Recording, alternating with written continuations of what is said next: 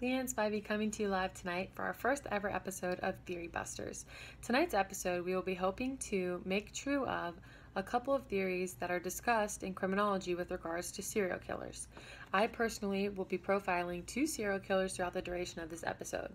With regards to tonight's episode, the term serial murder can be defined in this episode as the killing of 3 or more people over a period of time of more than 30 days with a significant cooling off period between killings. Stay tuned because I hope to crack a couple theories that you guys might thought were true or false. We'll find out. Hi, it's me again. I'm on my way to the doctor's office to go see Dr. Nunn to see what she has to say about her brain scans of Julie Weber. Hi, Dr. Nunn. What do you have for me today? So as you can see, we have a brain scan of Julie Weber's brain, and I've noticed that the corpus callosum is underdeveloped and the amygdala is very small. So that means that her ability to make logical decisions is altered and she can't access her emotions. Okay, thank you. Welcome back. We're going to attempt to bust the theory that Erica Nunn, Dr. Erica Nunn that is, just presented to us. Some theories like to say that if you look at a brain scan of a criminal, you can actually tell if they're going to be able to commit criminal behavior or not in the future. 2 things that she brought up that are popular theories amongst theorists right now as far as serial killers go is the corpus callosum in the brain and the amygdala. When the corpus callosum in the brain is not the right size, it's actually what connects your right and left hemisphere of your brain, and it can tell you, signal what is logical and what isn't logical. In theory, if a serial killer has a smaller corpus callosum, then they're actually unable to make logical decisions. Another thing that they discuss is the amygdala. When the amygdala is smaller in brains as well, it relates to your emotional response and how you handle things. This is important to note because not only does it control a person's emotional response to everyday activities, but if it's damaged, then they can have an incapacity of emotions and become unable to identify with their victims when killing. Stay tuned because we're actually going to keep on dissecting some more theories. I'm now on my way to see Julie Weber in the Tampa prison system. Hey Julie, so you're imprisoned here in the Tampa State Prison because you murdered 14 men in the past 10 years. Could you shed some light on maybe some things that happened in your childhood or something that may have caused you to lead this life of crime? I love killing. I love blood. I love death. I love everything about it. If I could pinpoint one specific incident, it was probably when I was about 10 years old. I witnessed my father stabbing my mother, just her soft whimpers, the blood, it just gives me chills. Gives me that adrenaline rush. I just knew from then on that I was scared that I had to see all this, but I knew this dark side was going to come and I just wanted to be like my father, so. As Julie Weber stated, she was able to recall a specific traumatic event that happened in her childhood. Some theorists believe that this is true for all serial killers, that there was one specific event that they can recall so much that it may have prohibited some sort of social development. The lack in emotional development among serial killers still stands as a reasonable explanation for their violence. However, this may not be the only cause. Stay tuned to find more. My first kill, his name was James. He stood no chance. I caught him in this back alley, walking his dog by himself, and I just went up behind him, I lured him in, and I stabbed him. I ripped off his nails. His screams for help just made me crazy. Do you think when you first killed him that you were able to finally be like your true self? You know, as a kid, I was just sick of hiding. I wanted to be myself. So when I took the opportunity to portray my true dark side, I just jumped on it, and I was sick of trying to act happy and, you know, play with them and do things that other normal kids do, because I knew that I always had this dark side deep down, and I just loved blood and killing. And the 14 men, they caught me before I could get to 20. We're back in the studio once again. With regards to what Julie was saying about having the specific memory that she had and how it made her feel like she had a dark side, is actually a part of the fractured identity theory. This theory states that a specific event happens to someone, and as these events keep happening, pieces of their identity keep being fractured away and becoming this other separate entity, almost like a dual personality. When this occurs, the serial killer refers to it as their dark side, and it's a side that only they know about and people around them don't necessarily see. And this is the part of them that wants to kill, the part of them that does the killing, and sometimes they don't even identify this with their own personal self.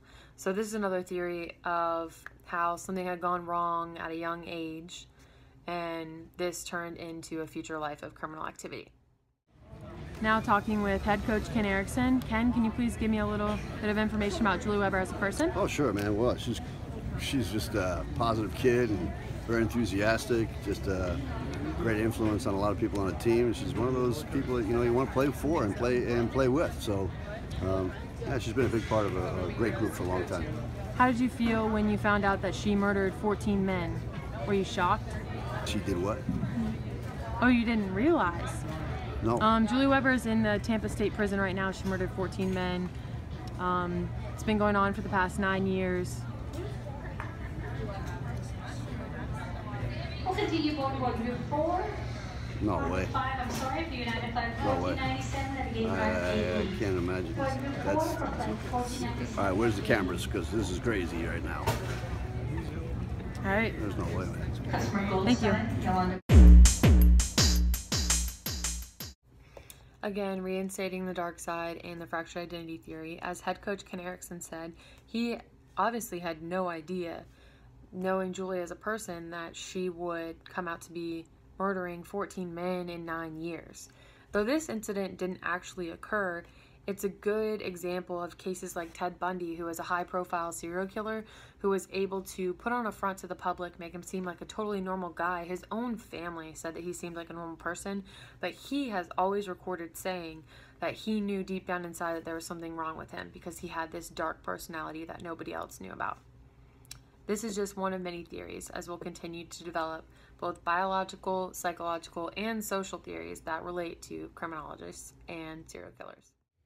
Hi, I'm reporting to you live from Tulsa, Oklahoma State Prison, and we are going to be interviewing Lauren Evans. Hey Lauren, so I'm here just to ask you a couple questions today. Tell me a little bit about your story and why you're in here. Why I'm in here? Well, I like to kill families, like killing the mom and dad, and then getting to go to the children just gets me really excited, and I would have gotten away with it, but they noticed that I eventually killed my family, so that's why I'm in here. Why specifically families? Why did you choose that as your outlet? Well, I had a pretty messed up childhood. Like, I was in the foster care system, and I never had a connection with anyone or anything because I had no family of my own. I couldn't make friends when I was young. I can't even make friends. Back again. As Lauren Evans stated earlier, she felt little to no attachment to the people around her. She had a hard time making friends, now, and feeling connections with other people. Well, one of the biggest psychological theories with serial killers is the attachment theory.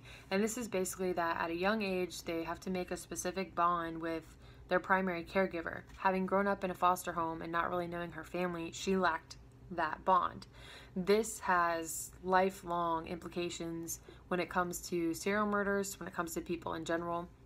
If those bonds are severed, then they miss out on those learning opportunities and have an inability to experience attachment or bonding towards others, which can also enable them as a serial killer to devalue their victims, killing and annihilating them in a cold-blooded, remorseless fashion, as Lauren Evans demonstrated.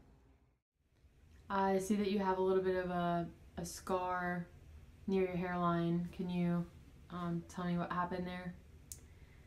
Yeah, I was younger, had the foster care, and I was getting bullied again by these kids, and they finally pushed me to the limit, and they pushed me down the stairs, and I hit my head. Yeah. How come you never told anyone that you were getting beat up? Why didn't you ever go ask for help? What was I supposed to do? People wouldn't believe me. You know, all the kids say that I was a liar and that I had just fallen on my own. But I couldn't do anything. I was so little. And all the kids were older than me, and just no one believed me ever. I didn't know what to do. Like, they weren't even my friends. My friends beat me up.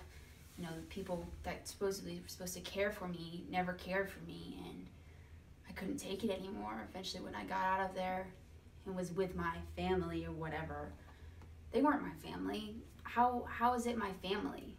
I don't even know these people, and I'm supposed to call them mom and dad? Like, what is that? It's not right. And I felt this power and entitlement, and I took it out on all the families because I could never have one. Lauren Evans also reported having head trauma.